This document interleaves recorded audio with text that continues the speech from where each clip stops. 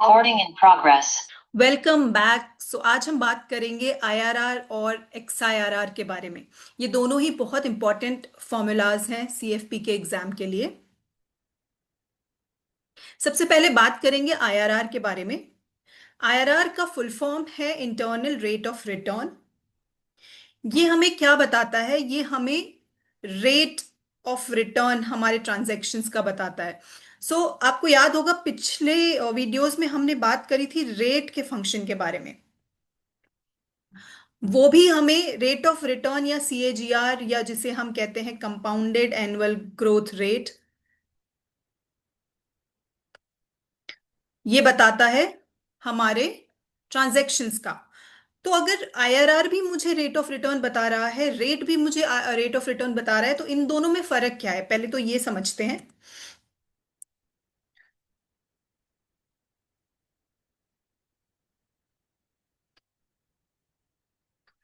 Rate हमारे काम कब आता है? जब या तो हमने लमसम इन्वेस्टमेंट्स किए हैं,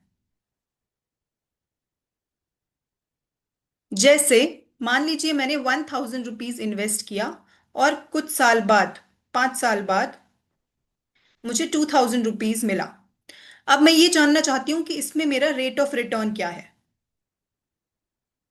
राइट? तो मैं सिंपली क्या करूंगी, मैं रेट का फंक्शन लूंगी जो हमने पहले भी पढ़ा हुआ है। इसमें क्या है? सबसे पहले एन पर नंबर ऑफ पीरियड्स, यानी कितने सालों की मैं बात कर रही हूं। मैं बात कर रही हूँ 5 साल की। क्या इसमें कोई पीरियोडिक पेमेंट है, इक्वल पेमेंट है, पीएमटी है? पीएमटी के बारे में भी हमने पिछले वीडियो में बात किया है। तो अगर कोई पीएमटी है तो पीएमटी को लिखेंगे। पीएमटी नहीं है, पीवी, यानी कि स्टार्टिंग इन्वेस्टमेंट क्या है, वो है 1000 रुपीज। 1000 को हम माइनस में क्यों लिखते हैं? क्योंकि ये पैसा हमारे पॉकेट से बाहर जा रहा है। हमारे पॉकेट में वापस कितना पैसा आ रहा है? 2000। राइट? टाइप की यहां जरूरत नहीं है क्योंकि पीएमटी नहीं है। तो मैंने आसानी से रेट फाइंड आउट कर लिया। राइट? इस केस में मुझे रेट फंक्शन से मेरा काम चल गया। फिर एक सिचुएशन क्या होती है जहां पर मेरे पास बहुत सारे ट्रांजैक्शंस हैं। जैसे मान लो हर महीना मैं 1000 रुपया इन्वेस्ट करती हूँ। राइट? ये मैंने किया 4 साल तक और 5वें साल मुझे 7000 रुपया वापस मिला। अब मैं जानना चाहती हूँ कि इस पूरे इन्वेस्टमेंट में मुझे क्या रेट ऑफ रिटर्न मिली। तो यहां पर भी मैं रेट फंक्शन का इस्तेमाल कर सकती हूँ। क्यों? क्योंकि जो मेरी पेमेंट्स हैं वो इक्वल हैं। तो जब मेरी पेमेंट्स इक्वल होंगी या फिर जब लमसम होगा तो मैं आसानी से रेट का इस्तेमाल कर सकती हूँ। मैं दिखा देती हूँ आपको कि कैसे।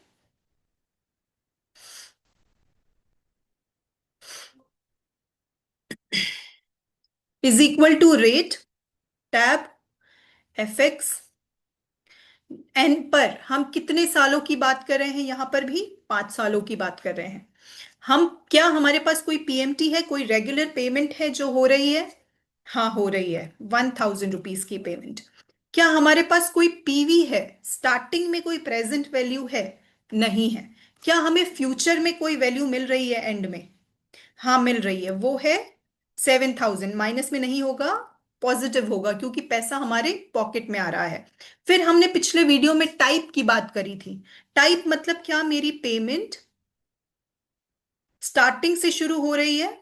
मैं एक तरीके से आपका रिवीजन भी करा रही हूं जो हमने पिछले वीडियो में किया था। तो हमारी पेमेंट क्या स्टार्टिंग से शुरू हो रही है पीरियड के, या पीरियड के एंड से शुरू हो रही है? वो टाइप होता है। तो यहां पर मेरी पेमेंट 1000 की स्टार्टिंग से स्टार्ट हो रही है। तो मेरा टाइप क्या हो गया? 1 हो गया।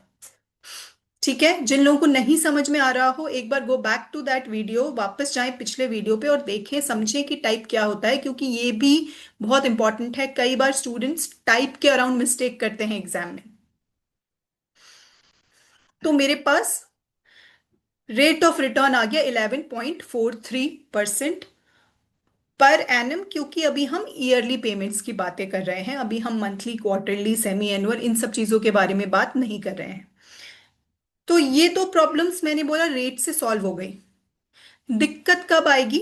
दिक्कत आएगी जब मेरे पास इरेगुलर पेमेंट्स हैं।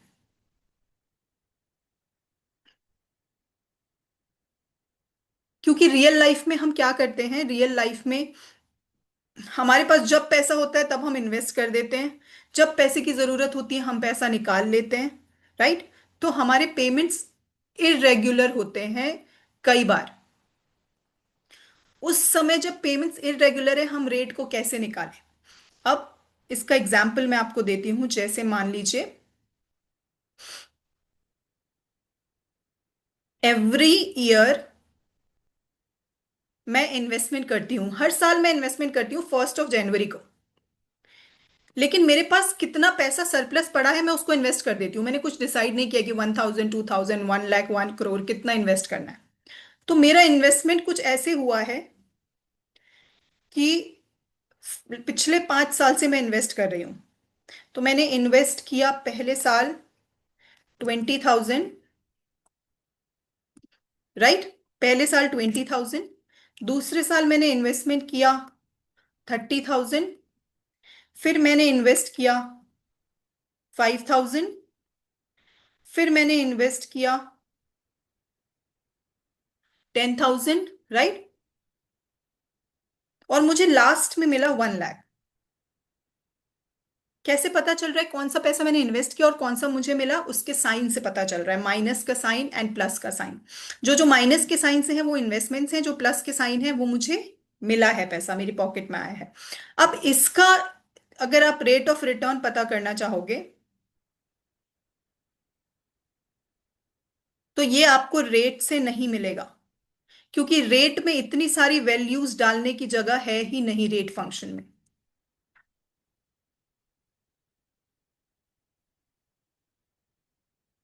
देखो इसमें कहाँ आप इतने सारे वैल्यूज एंटर करोगे? इसमें या तो रेगुलर पेमेंट एंटर होगी, रेगुलर इक्वल पेमेंट, या फिर इसमें प्रेजेंट वैल्यू एंटर होगी या फ्यूचर वैल्यू एंटर होगी, दैट्स इट।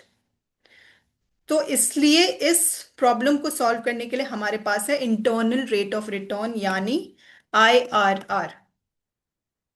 IRR मैंने लिखा, टैब प्रेस किया, FX पे गई, तो ये विंडो ओपन हो गई। IRR में सिर्फ आपको ये वैल्यूज एंटर करनी है, वो आपको बता देगा कि आपको क्या रेट ऑफ रिटर्न मिला है इस इन्वेस्टमेंट से। मैंने ये सारी वैल्यूज सिलेक्ट करी, एंटर कर दिया, तो मेरे पास रेट ऑफ रिटर्न आ गया कि मुझे इस इन्वेस्टमेंट से 15.49% पर एनम का रिटर्न मिला है, राइट। तो ये IRR का काम है। इसमें क्या चीजें हैं? इसमें ड्यूरेशन या interval of investment, interval of transaction, वो इक्वल है। या तो सारे ट्रांजैक्शंस पर ईयर हो रहे हैं, या सारे ट्रांजैक्शंस पर मंथ हो रहे हैं, या सारे ट्रांजैक्शंस पर क्वार्टर हो रहे हैं। ऐसा नहीं है कि एक आज किया फिर रेंडमली कर दिया। तो जब इस तरीके का होगा लेकिन आपके अमाउंट रैंडम है तो आप IRR को यूज करोगे। अब एक और केस क्या है देखो, जो हम रियल लाइफ में करते हैं, कि रियल लाइफ में हमारी कई बार डेट भी रेगुलर नहीं होती, या इंटरवल भी रेगुलर नहीं होता। कोई मंथली नहीं, कोई ईयरली नहीं, जब पैसा आया डाल दिया, जब पैसे की जरूरत पड़ी निकाल दिया। तो उस केस में हमारे काम आता है XIRR। XIRR क्या होता है? Extended internal rate of return. So basically extended IRR है ये। इसका यूज कब होगा? जब आई हैव डेट्स, जैसे मान लो मैंने 1 जनवरी 2020 को 20,000 रुपीज इन्वेस्ट किए, ठीक है। फिर मैंने 31 मार्च 2020 को फिर मेरे पास पैसे थे, तो मैंने इसमें जो है 30,000 इन्वेस्ट किए। फिर मेरे पास 31 दिसंबर 2021 को पैसे थे, तो मैंने फिर 5,000 इन्वेस्ट किया। उसके बाद मेरे पास 15 सितंबर 2022 को पैसे थे, तो मैंने 15,000 फिर इधर इन्वेस्ट किया, और इसके बाद 31 दिसंबर 2022 को मुझे 1 लाख मिल गया। ठीक है, अब इस ट्रांजैक्शन को आप देखिए कि ये ट्रांजैक्शन जो है इसमें कुछ भी रेगुलर नहीं है। ना इसमें इन्वेस्ट करने का टाइम रेगुलर है, ना इसमें इन्वेस्ट करने का अमाउंट रेगुलर है। तो अब इसका अगर मैं रेट फाइंड आउट करने की कोशिश करूं, तो ना तो मुझे रेट के फॉर्मूले से मिलेगा, ना ही इसका रेट ऑफ रिटर्न मुझे आईआरआर से मिलेगा। इसका रेट ऑफ रिटर्न ढूंढने के लिए एक थर्ड फंक्शन है जिसे बोलते हैं एक्स आई आर आर। सो हम क्या करेंगे, इज इक्वल टू टाइप करेंगे, एक्स आई आर आर पे जाएंगे, टैब प्रेस करेंगे, एफ एक्स पे जाएंगे, हमें एक्स आई आर आर मिल गया। अब देखिए एक्स आई आर आर में दो चीजें हैं। आईआरआर में क्या था, सिर्फ वैल्यूज एंटर करना था। एक्स आई आर आर में आपको वैल्यूज भी एंटर करना है, डेट्स भी एंटर करना है, राइट। तो वो डेट के हिसाब से कैलकुलेट करके आपके इन्वेस्टमेंट का रिटर्न बता देगा आपको। तो चलिए एंटर करते हैं, वैल्यूज हमने एंटर कर दिया। अब जाते हैं डेट्स पे, डेट्स हमने एंटर कर दिया, आप देख सकते हो यहां पे सब एंटर हो गया है। अब इसके बाद ओके प्रेस कर देंगे। ओके प्रेस कर दिया तो आप देखो 17.09 का मुझे रिटर्न मिला है, 17.09 पर एनम, राइट। तो इस तरीके से हम एक्सआईआरआर से रिटर्न्स निकाल सकते हैं। इसको अगर मैं आईआरआर से करना चाहूंगी, लेट्स से मैं आईआरआर से इसको करने की कोशिश करूं, तो सिर्फ वैल्यूज एंटर होंगी। आईआरआर फंक्शन को कोई मतलब नहीं कि आपके डिफरेंट डेट्स क्या है, वो ये मान के चलेगा कि आपने इक्वल इंटरवल में इसको इन्वेस्ट किया है। तो वहां से आपका रिजल्ट क्या आया, 13.30। तो आईआरआर आपको गलत रिजल्ट दे देगा जब आपका इन्वेस्टमेंट का या ट्रांजैक्शन करने का या पेमेंट का जो फ्रीक्वेंसी है वो इरेगुलर होगा। ठीक है, तो अब वापस चलते हैं इधर। तो हम आईआरआर की बात कर रहे थे, आरआर को हमने समझ लिया है। ये आपको रेट ऑफ रिटर्न बताता है कि कितनी फास्ट आपकी इन्वेस्टमेंट ग्रो कर रही है, और ये अज्यूम करता है कि सारे इन्वेस्टमेंट्स इक्वल टाइम गैप पे हो रहे हैं, टाइम इंटरवल सेम है, या तो सारे मंथली हैं, या तो सारे हाफ ईयरली हैं, सारे क्वार्टरली हैं, या सारे डेली हैं, या फिर सारे ईयरली हैं, राइट। एक्सेल में हमने इसको सॉल्व कर लिया है।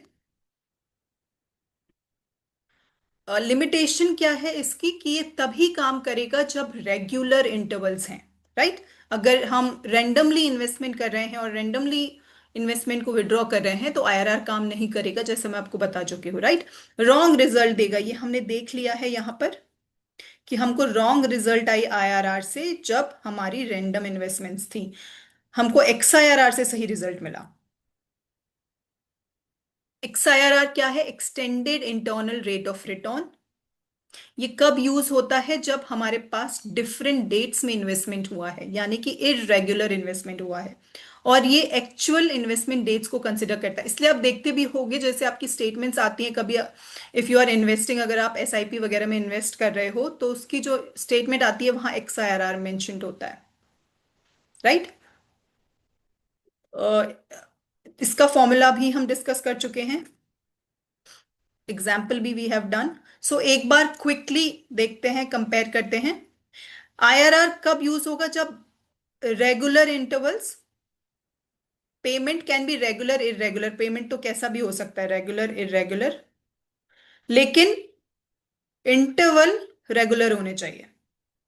एक्सआईआरआर कब यूज होगा, इरेगुलर इंटरवल्स।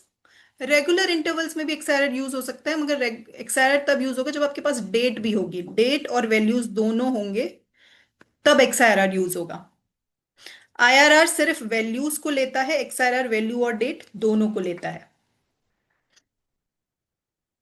रियल लाइफ तो हमने डिस्कस किया कि एसआईपीज में जैसे हमें एक्सआईआरआर देखने मिलता है,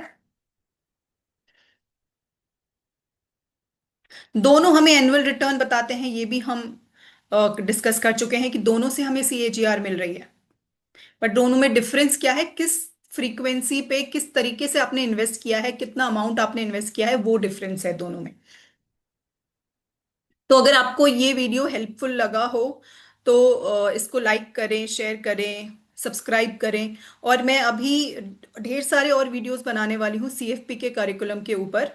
और जो भी लोग खुद से सीएफपी कर रहे हैं डायरेक्ट मोड से, आई एम श्योर उनके लिए बहुत हेल्पफुल होने वाले हैं ये सारे ही videos. So please like, share, subscribe, and that's all for now. Bye.